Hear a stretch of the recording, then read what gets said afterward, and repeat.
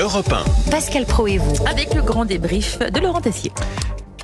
Et la Nouvelle-Calédonie en état d'urgence, cette violence inouïe, un témoignage extrêmement poignant d'une auditrice au tout début de l'émission sur Europe 1, une habitante qui n'a pas souhaité donner son prénom et on le comprend, a pris la parole, terrorisée. Nous sommes enfermés entre femmes, amies du même quartier, avec chacune 2 enfants, 5 ans, 7 ans, 12 ans, 9 ans, 17 ans, livrés à nous-mêmes parce que nos hommes sont j'ai envie de dire le mot, au front, cachés, barricadés, derrière des barrages de fortune.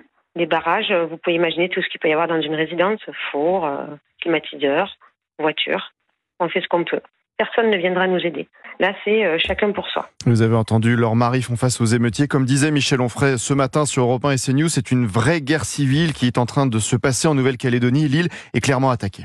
Ils ont bousillé notre île. Il n'y a plus rien. Il n'y a plus de concessionnaires, il n'y a plus de pharmacie, il n'y a plus d'école.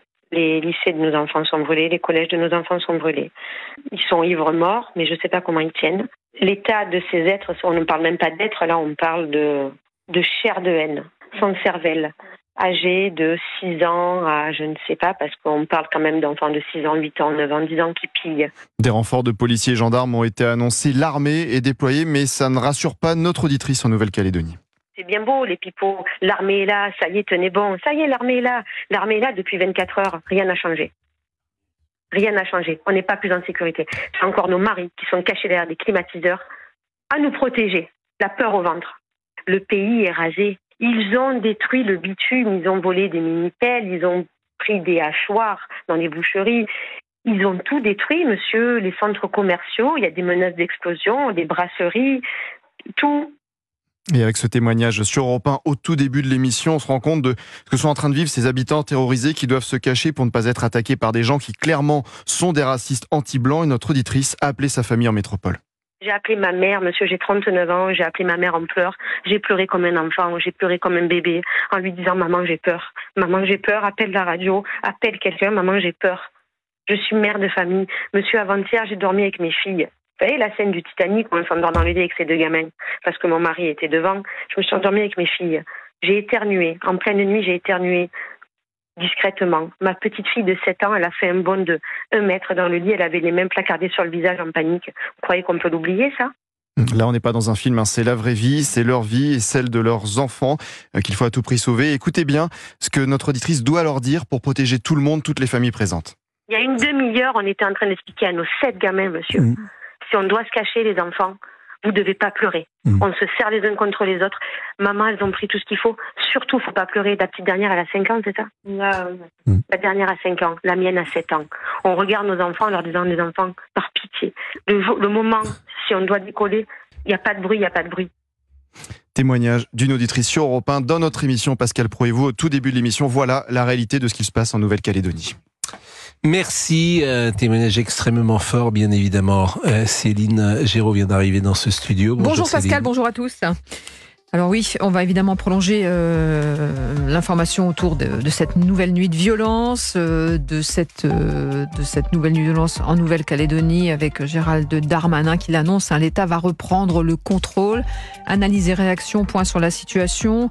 2 jours aussi après l'attaque de ce convoi pénitentiaire, on prolongera le décryptage autour de la sécurité dans les polices avec des témoignages édifiants de gardiens de prison qui sont sous pression, de la corruption, 100 colis par jour qui parviennent par exemple dans cette prison de l'île, c'est de Caen. Voilà, non mais ce qui est extraordinaire, et c'est vrai en tout, quand un drame arrive, on ouvre le capot, c'est l'expression que j'ai utilisée depuis quelques jours. On ouvre le capot et on découvre un quotidien qu'on n'imaginait évidemment pas. C'est-à-dire que sur les agents pénitentiaires, j'ai découvert, comme tout le monde, que les livraisons peuvent se faire avec des kangous. Les livraisons, le transfèrement peut se faire avec des kangous. C'est ce que disent les agents de la pénitentiaire. J'ai découvert qu'on peut faire 600 km aller-retour avec un détenu qui refuse de parler au juge dans un bureau.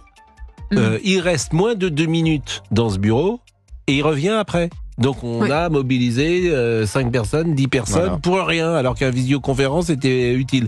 Tu découvres ça. Et on sera avec l'un des correspondants, Maximilien Carlier, dans les Hauts-de-France, qui lui a échangé avec des agents pénitentiaires. Et je l'ai entendu. Voilà, vous l'avez entendu, et il nous réexpliquera effectivement comment. C'est ça qui est incroyable. Ça paraît dingue, mais le pouvoir n'est pas dans les mains de ceux qu'on pense dans les prisons. Mais bien sûr, vous avez parfaitement raison. Merci Céline.